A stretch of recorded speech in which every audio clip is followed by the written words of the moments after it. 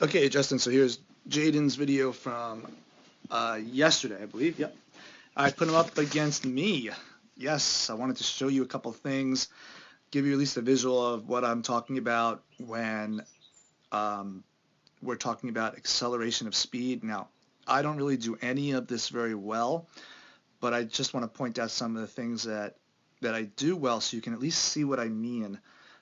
This is the first time I've ever done this and thought about some of these things as a pitcher, and it's the first time I've been on a mound in I don't know how long. I was so sore when this was over, but I hope you're able to at least get something out of this. And Jaden down here, this is the video. This is the clip I took of him at the very, very end, the very last throw, and I was telling him how to remember to keep that front knee from opening up too soon and creating too much momentum and early weight shift on the front side of the body, which is really detrimental to velocity because it takes so much power away from the back leg when you shift too soon, right? But what he does is really well here. And remember, the only thing that I did with him was I had him start out with his front leg in full stride, and then just lifting, turning the feet, pushing off, and going. And then I brought his foot back midway, and then I brought his foot back all the way to where he was practically touching his other foot and leaning with the hip and then going. And then the cue is just to tell him to lead with the heel. And just to reiterate that, remind him constantly, lead with the heel, and the hip's already pushed out. So it'll help him stay closed off, and that's what it does. So let's really work hard in these next 5 weeks on just that alone, or at least the next few weeks. Now, he should be able to get 100 reps in a night. I don't care where he does them or how he does it. Obviously, he's not going to throw all these pitches, but he's got to get these reps in so that his brain remembers, okay, I don't need to fly that leg out. All I need to do is lift it and push with the back leg and keep the front leg as calm as I can, or as he can. So let's start here from the beginning. He has a very low leg lift. I have a high leg lift. I'm going to try to get myself synced up with him as to when I bring my foot down. So the reason why I like the leg lift is because it helps with momentum. It doesn't obviously provide the momentum because you want most of it coming from the backside. But that's where I am with my feet, and that's where he is. I think I'm a little bit further off the mound. My hips are a little bit further because of that leg lift, but not much. I don't do a great job getting it out, and I don't do a great job getting my force vector down.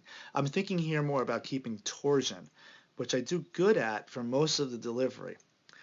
Now, let's go back to Jaden down here. He keeps the leg closed off nicely, and he keeps his front foot closed off real nice. So none of this is getting activated yet. All the hips, both hips are staying closed.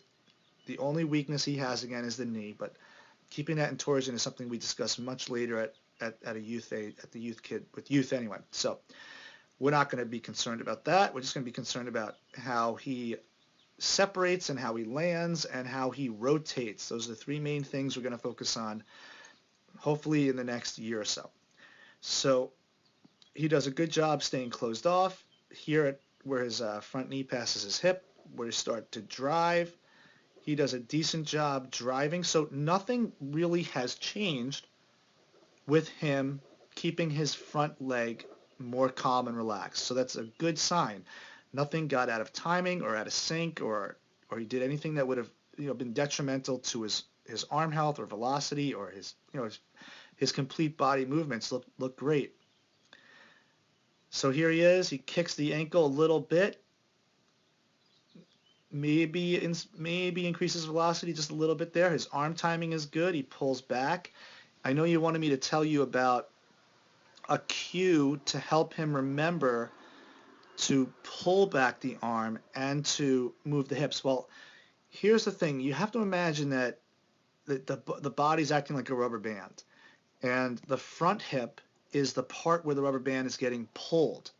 So if you can imagine holding a rubber band and pulling one side, the arm and the shoulder, that's the resistance to the pull. That's the stability part of the rubber band. So you're pulling it against something, your other hand that's holding it, right?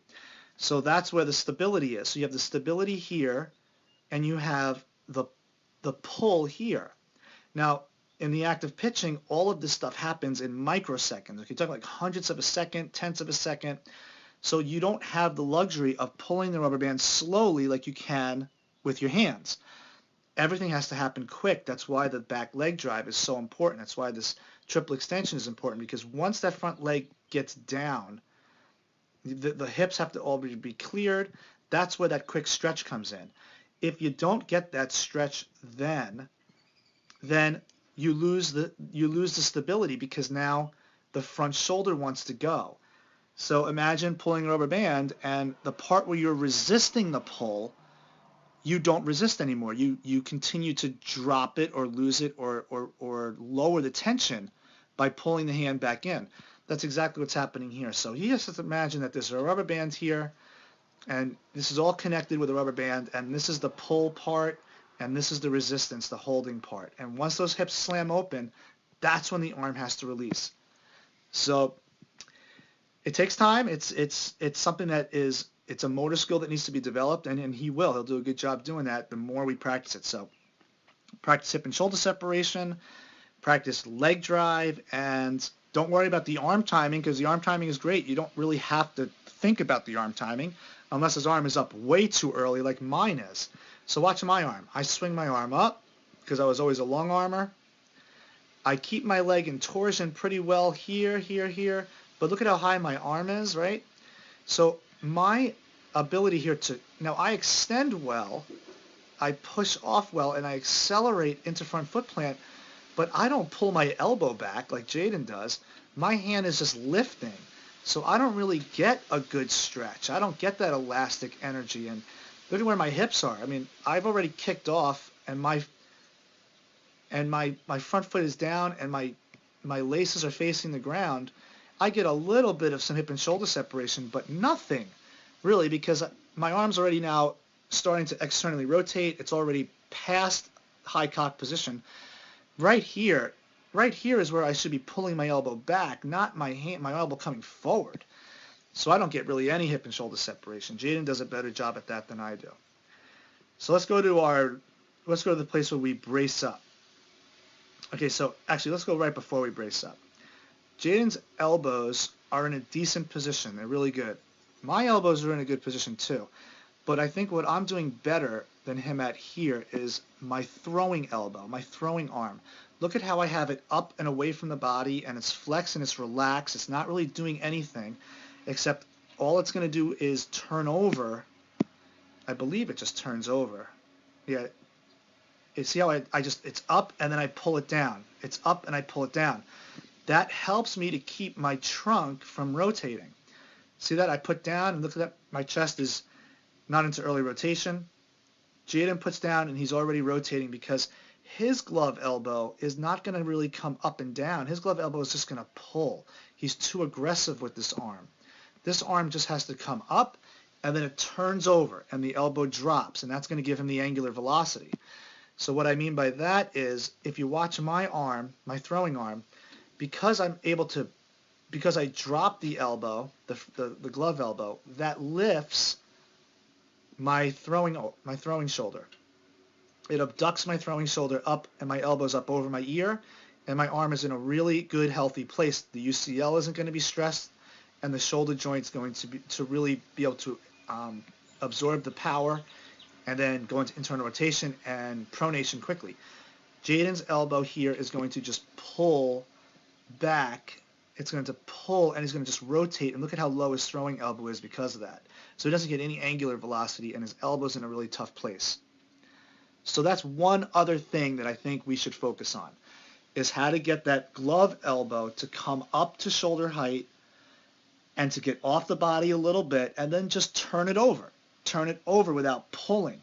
Guys who get too aggressive pulling the glove hand, the glove elbow around the body, are just going to be rotators, and it's going to increase early trunk rotation, and that's just a velocity killer. So that's something he should work on as well. Let's take a look at our front leg brace up. Let's see how quickly we both brace up. So he gets down there, and the knee braces up there. I get down there, and my knee stops moving, I think there. Yeah. So we both have pretty, well, he has good leg brace up. I didn't have a good leg brace up. It looks like his angle is definitely steeper than mine. My angle definitely looks more vertical. He does a better job at bracing up. I don't. So therefore, I don't get much trunk flexion from that. Jaden gets a little more trunk flexion, and he gets out over that leg better than I do. Look at that. See, he's got great movements, man, for a young kid. Just got to make him stronger. Fix that front leg this week, actually for the next 3 weeks or so. Fix that front arm. Let's get that arm from doing this, pulling away from the body, pulling the body so it rotates. We don't need any help rotating. We only need help pulling the arm downward to get the angular velocity we need. We don't need any help rotation from the front arm. Okay? Hope that helps you out. I'll talk to you soon.